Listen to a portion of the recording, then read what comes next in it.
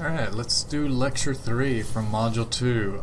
We're going to continue thinking about our GDP problem. I can get it. Here we go. So, it would be nice, if you recall, and early in the last lecture I was talking about you need to do a Lagrangian and solve that problem. We can do it graphically. And demonstrate the solution, but at some point we're going to need to know what the actual plan is, right? So what is the number? We'll be able to find the prices, so how would we know if the US economy or South African economy or anywhere is doing the right thing, right? The right mix of food and non-food relative to prices, if we can't figure out their frontier, their technology frontier. Well, it turns out this is one of the reasons we do linear programming or linear approximation, because we need workable forms of the production possibilities frontier.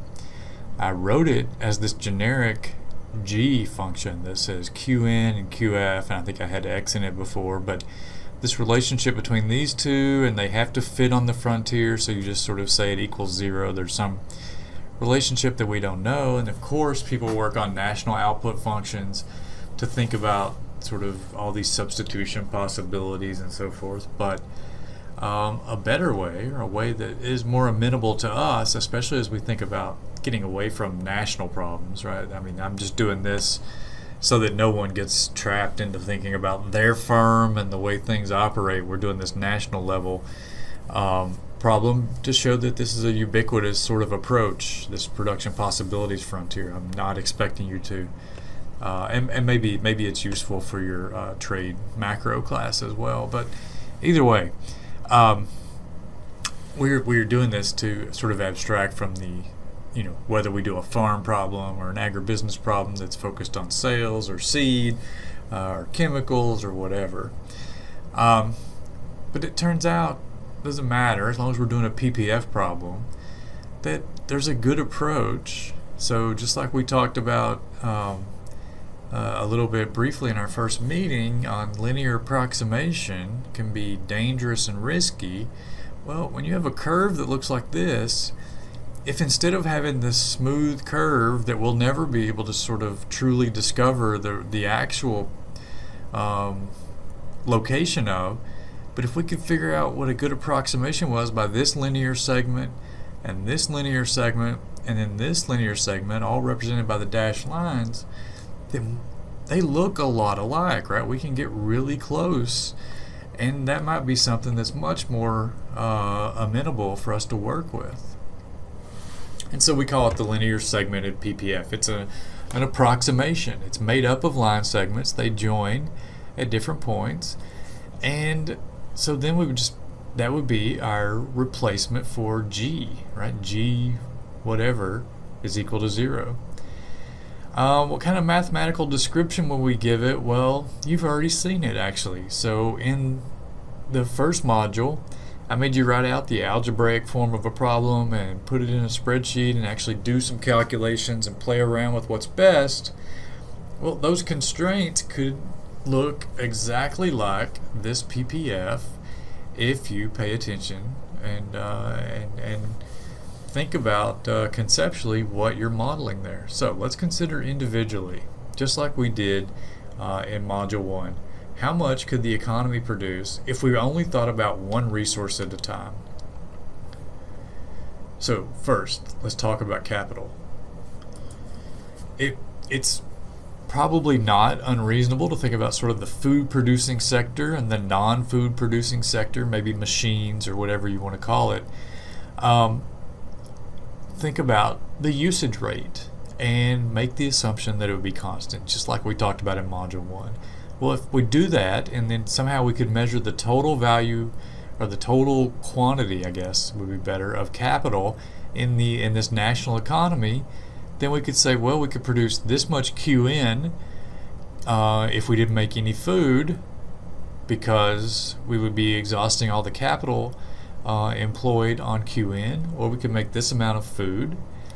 And then every combination in here would be what capital allows us to make. So this combination of QN, QF, right, as you would measure it, QN down to QF, would be available to us, right? So that, but this is only with respect to the capital constraint. If we had another resource to think about, labor, we could add a new linear segment. So resource 2 in this economy is going to be labor. I'm sorry that my slides seem to be out of shape here. So resource 2 is labor, and the endpoints of this segment up here and down here tell us if we just focus on the labor that's available in the economy and how much labor it takes to make food and machines or non-food, whatever you're calling that, then we can plot that, and we have a, again, partial picture of the PPF as it relates to labor. So the endpoints tell us how much we can make using only labor. And, you know, at this point we're ready to do a little bit of analysis just like we did in Module 1. Capital is relative to capital, there should be a comma there. Labor is going to be limiting for food production, but it is not limiting in the non-food world. Okay, so capital is more limiting for the machinery or whatever that sector is that's non-food. And then finally, our third segment, let's think about productive land. So resource 3 is going to be, you know, land, labor, and capital are the classic sort of think about national endowments of resources that get used. So add the third line here for land, and this tells us QF is going to be limited by this land constraint, and it's going to be the most limiting factor of these three for agricultural or food production. And then it's you know, so non-limiting it's way off the screen. All three of these constraints combine though, right? So we can think about these as a whole. So instead of having that G function that says take all the possible outputs in the economy and think of all the resources and write some function G and then draw a curve, well, in this case we've plotted out our capital, and we know that we can produce on the capital line or inside of it. We plotted out the labor constraint. We know we can produce on the labor line or inside of it. And then we plotted out land, and we know we can produce on the land line or inside of it. So jointly, those three things are saying that these are three segments. This segment for capital, this segment for labor, this segment for land, that make a boundary or the PPF of this economy. And so we could pick those out and just work from the part and get rid of the extra line segments that exist. So we have three segments of our PPF, and we could think about those as sort of these regions where resources are in control. And so the first of these regions is defined by the capital in the economy, the second by the labor, and the third by the land. And that may be difficult to say, well, okay, you've got a model, it's food and non-food, and suddenly you're telling me that there's this region that's the capital sort of intensive part. Obviously this is a pretty stylized version of the national economy, but think about a farm model. Labor, machinery hours, or harvest time hours, or whatever, and you could think about 3 or 4 resources really defining a couple of choices, or more than 2 choices even. And it doesn't become so hard to sort of buy into. But that's what we're looking at here. We're looking at a piece of analysis that says any solution in this neighborhood is going to be something that has sort of a land component to it that is of interest. Anything in this neighborhood, a labor component of interest, and up here capital. And then by extension, if the solution is up in this neighborhood, it's probably going to be a capital labor solution, and it's probably not going to have much interest or much sort of economic information about land, because the prices are out in a place where people are thinking about the production decision is really based on how does labor and capital trade off. Okay, so when you have that linear segmented PPF, one of the features is that these constraint spaces are sort of controlled by resources. And the second feature is it's not just this line segment that's of interest. It's really where they join up, right? And so more so than this line being the capital line, it's really this neighborhood right around B being where if you're on this point B, you are simultaneously using all the capital and labor in the economy, and there's excess land that's not being used. If you're at this point A, you're using all the capital in the economy, and two resources are going unused. You could jump down here to D. This one uses all the land, but that means there's some capital and some labor in the economy that's unused or idled. And so we call these the critical points of the problem. And so my question to you, you may have heard of critical points in calculus. Why would we call these critical points? Why might we think of these as sort of the critical points of the problem or the keys to the analysis? And I think if we just take a step back and think about the problem we did in GDP when we had a curve line, it'll be obvious.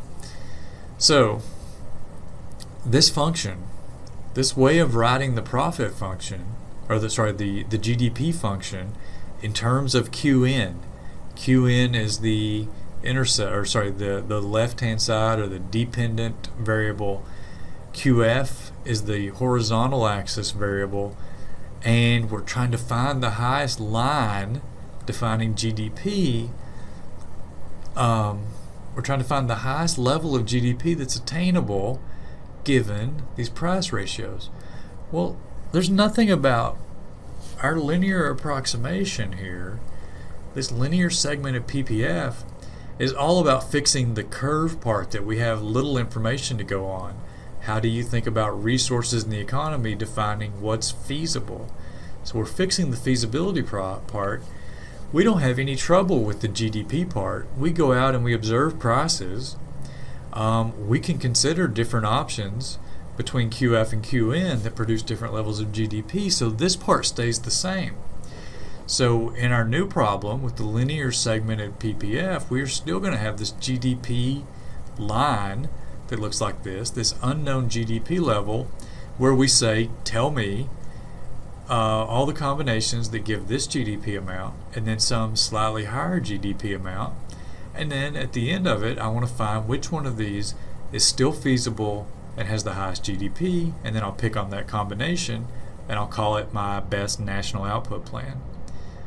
Well, if you think about that, these straight lines on a linear segmented PPF, I haven't drawn one here, but if you just think about a straight line that looks like this, maybe right here, it could produce down here or down here, but there are better GDP options above. And so eventually, if you keep drawing parallel straight lines, you'll hit this corner point, right? And if you had a different price ratio that made the parallel lines look approximately like this, I'm not going to draw on here, but you get the idea, and you keep extending those out, they'll hit this corner point. And so whereas we had a tangency sort of point result here, well, without a curve you don't have a tangency, but you end up with this sort of pseudo-tangency, right? You end up with this idea that if you keep drawing straight lines and push them up and up, you'll eventually, the only thing left will be hitting this corner. And so the corner points then are of interest in this problem because the solution has to include one of them. Okay, so any solution to a problem when you have a linear segmented PPF, or really any linear segmented feasible space, must include a corner point. That means you could go through, if you were so inclined, analyze every one of your constraints, analyze where they cross each other, and you could exhaust quite quickly, well, not quickly, but this is how the computer does it. The computer can go through, find all the corner points, and then solve for the best choice because it knows it's restricted to those. That once it compares all of those, it is going to find an optimum. And that's what's done here. So this, I've redrawn the GDP line and drawn it here, and you see that this is sort of the pseudo-tangency result. And so why are these the critical points? Well, it's just because of what I said. Because the optimal solution when we have a linear segmented PPF, or just feasible space has to be at one of those corner points. You can think about some alternatives. You could think about, what if the slope of this GDP line was exactly the same as the slope between B and C? Well, then the GDP line would be hitting two corner points at the same time, and you really wouldn't care which one you chose, right? You would be indifferent because they produce the same GDP level. You just have two options for the optimum there. But the corner point rule, or it's, if we were doing a more mathematical approach, we would call it the corner point theorem, and we might try to prove it. The corner point theorem basically says, if this is what your feasible spaces are going to be constructed like, then you're going to find optima that include the corner point. Okay, I think that's where I'll stop, except to make the note, if sort of pose the kind of question here, if the solution here depended on the price ratio, and a change to that price ratio, something we were interested in talking about before, said, okay, a slight change to the price ratio that maybe improve the price of food would cause us to shift down and make more food and a little bit less non-food. Well, think about it here. What happens if the price of food increases just a little bit, and this line tilts just a little bit, gets a little bit steeper?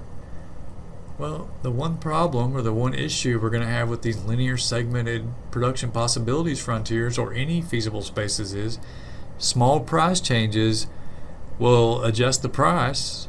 They'll adjust my outcome measures, but they're not going to change my decision, because this corner point sits here, and there's a rotation of the GDP line for several slopes or price ratios that will keep us producing this combination at point B. And that'll be a topic we come back to when we have one final lecture for this module. But your next step is going to be, first of all, do the quiz or whatever's assigned as a quiz right after this lecture, and then you're going to move into our first laboratory. We're going to implement one of these PPFs, or these linear segmented constraint or feasibility options, and solve it in Excel, look at the solution, and then answer a few questions on it. With that, we'll sign off and let you proceed to your quiz.